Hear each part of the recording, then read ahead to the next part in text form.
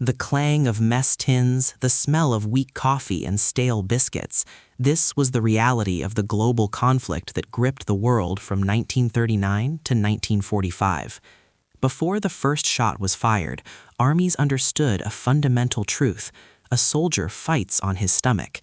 But sustaining millions of men across vast hostile continents required a logistical miracle, turning basic sustenance into a complex strategic weapon.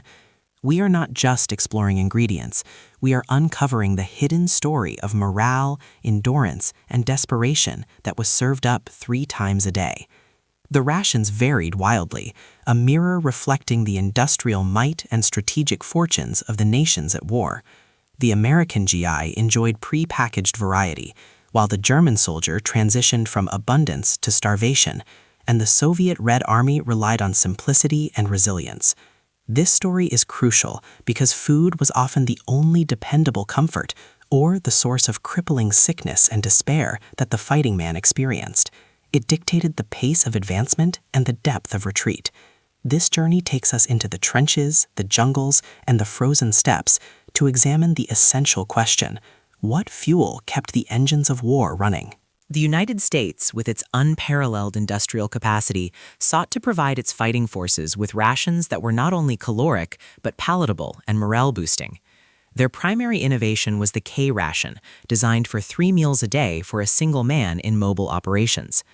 Developed initially as an emergency ration, it quickly became standard issue, offering variety across breakfast, dinner, and supper units. Breakfast might include canned veal or pork and eggs, biscuits, a fruit bar, and coffee powder. Dinner often featured processed cheese or canned meat, with hard candy and gum. These rations, while scientifically balanced and logistically brilliant, quickly earned the nickname "Greetings from the Quartermaster" for their monotonous flavor profile after weeks of consumption. Later, the larger C-Ration, packaged in heavy cans, provided more substantial meals like meat and beans or ham and lima beans. Though often hated by the soldiers for their weight and sometimes unpleasant taste, especially the ubiquitous Velveeta-like processed cheese, they were dependable. American logistical superiority meant their soldiers were arguably the best fed in the entire conflict, a fact that had an undeniable impact on combat effectiveness and overall troop morale. This abundance contrasted starkly with their Axis counterparts. Across the Atlantic, the British Tommy relied on austerity and resourcefulness. Their diet centered around the iconic bully beef, canned corned beef, a durable, high-protein staple that could withstand harsh conditions, though soldiers often tired of its salty texture. The British standard was the 24-hour ration, designed to support 2 men for a full day of fighting. This included hard biscuits, tea, sugar, condensed milk, and often high-calorie sweets like boiled candies or chocolate. Tea, in particular, was non-negotiable. Its preparation, even under fire, was a crucial morale ritual. The British also pioneered the use of composite rations for larger groups, providing components like bacon, cheese, and vegetables that could be prepared into a hot meal when conditions allowed. In the brutal North African campaigns, logistics were stretched thin, and rations were supplemented by local sourcing, often meaning hardtack biscuits and minimal water. The Commonwealth forces, from the Canadians to the Australians, adapted slightly different rations based on climate and traditional diet, but the core philosophy remained: resilience, high caloric density, and the sacred inclusion of the tea brewing kit.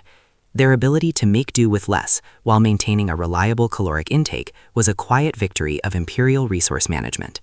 For the German Wehrmacht, the story of sustenance was a tragic arc of decline.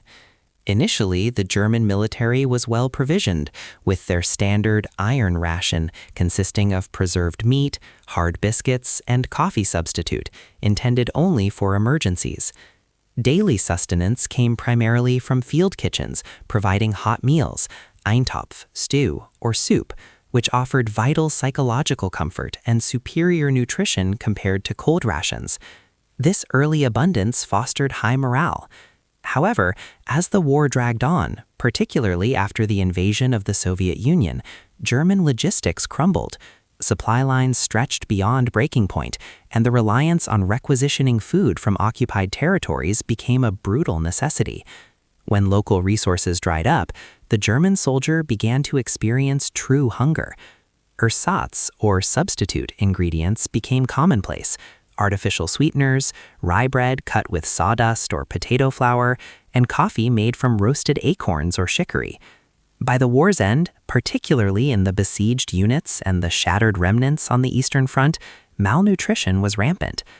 The difference between the well-fed invasion force of 1941 and the desperate, starving defenders of 1945 illustrates the direct correlation between food supply and military fate, turning the German logistical failure into a strategic catastrophe.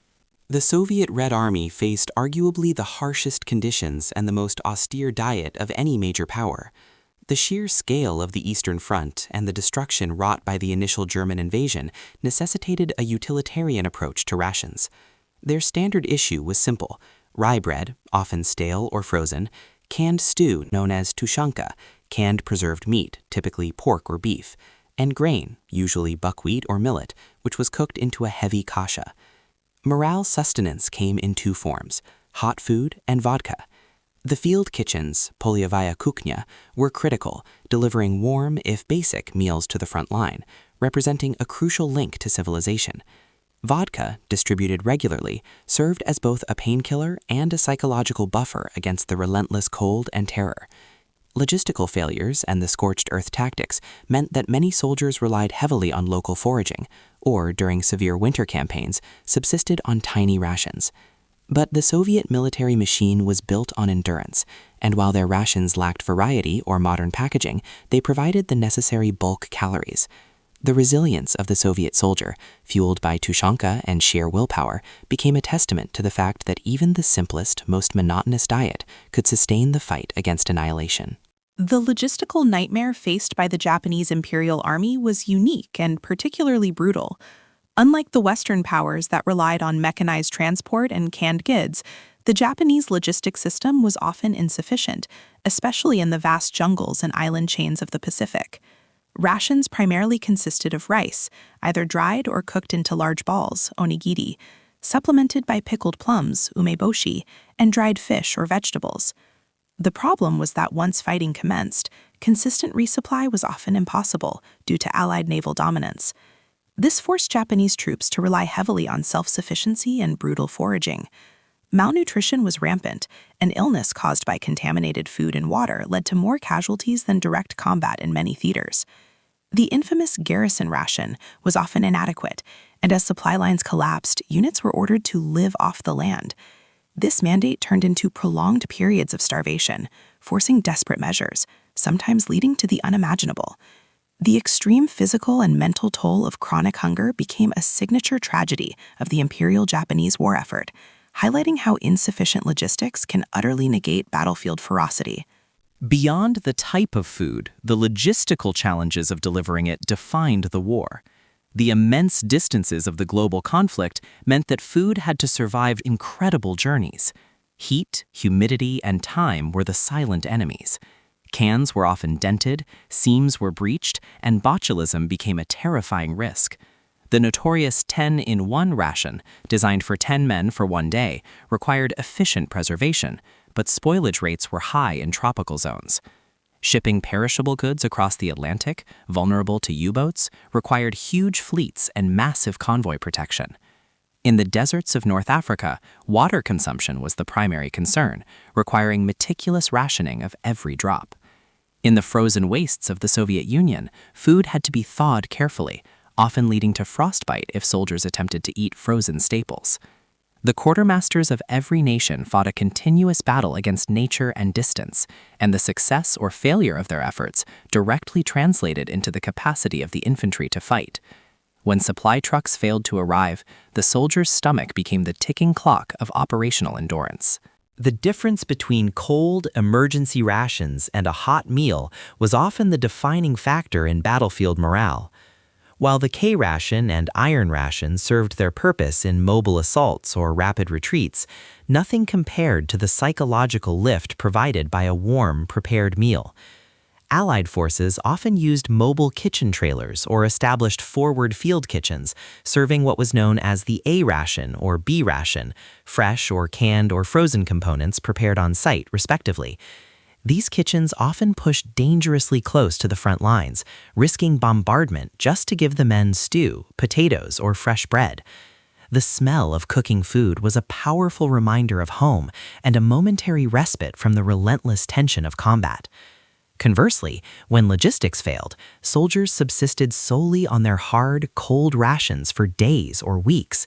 The monotonous, cold sustenance led to ration fatigue, a documented psychological condition that diminished fighting spirit. Commanders understood this deeply. Providing hot, palatable food was not a catering service.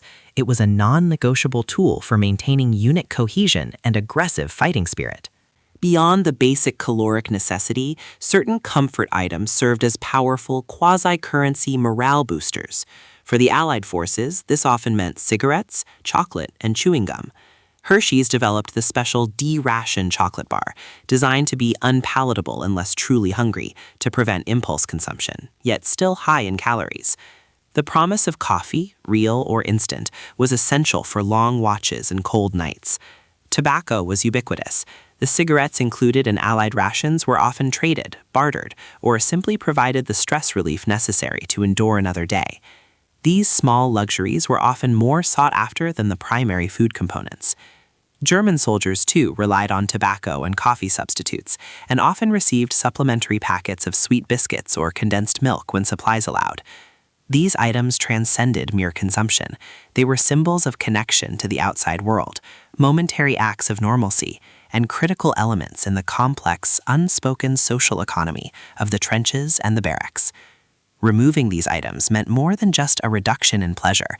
It signaled a deepening crisis in the supply chain. Food was not just sustenance, it was a potent weapon of psychological warfare and propaganda.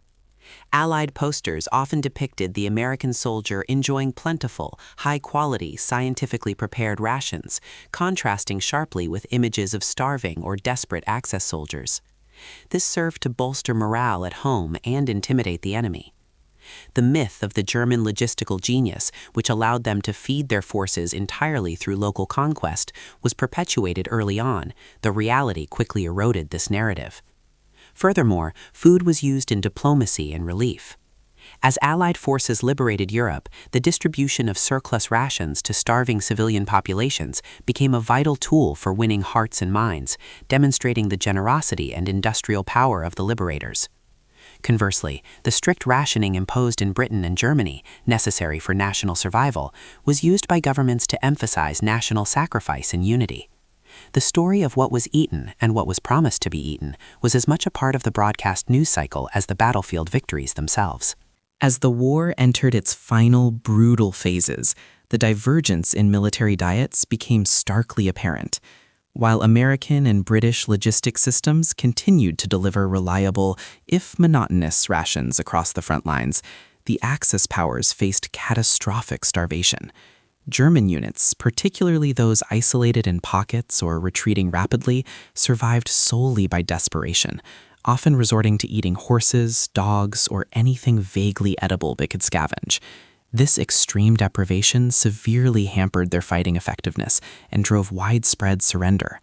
After the fall of Berlin, feeding the millions of displaced persons, freed prisoners, and demobilized Axis troops became the next great logistical challenge, relying heavily on the vast stocks of Allied emergency supplies. The story of the soldier's meal concludes not with a glorious feast, but with a stark reminder of the ultimate cost of war: scarcity, disease, and the profound trauma of starvation. The post-war world inherited this profound understanding. Global food security is fundamental to both peace and war. The diets of the Second World War soldiers tell a deeper story than just calorie counts. They illustrate the industrial capacity, strategic foresight, and the human cost of global conflict. From the engineered complexity of the K-ration to the desperate simplicity of tushonka and black bread, the food these men consumed fueled monumental battles and shaped their endurance. The war was won not just by tanks and planes, but by the efficiency of the supply ships and the tireless efforts of the cooks and quartermasters who ensured that, however meager, the next meal arrived. The legacy of these wartime rations continues today, influencing modern military field feeding and emergency relief efforts worldwide. We remember the sacrifices made and the simple, enduring comforts that kept hope alive in the darkest hours. Thank you for joining us on this exploration of history's crucial details. If you found this journey into the logistical heart of WW2 compelling, let us know in the comments below. Don't forget to like and subscribe for more updates and deep dives into military history. Your support helps us continue to bring these untold stories to light.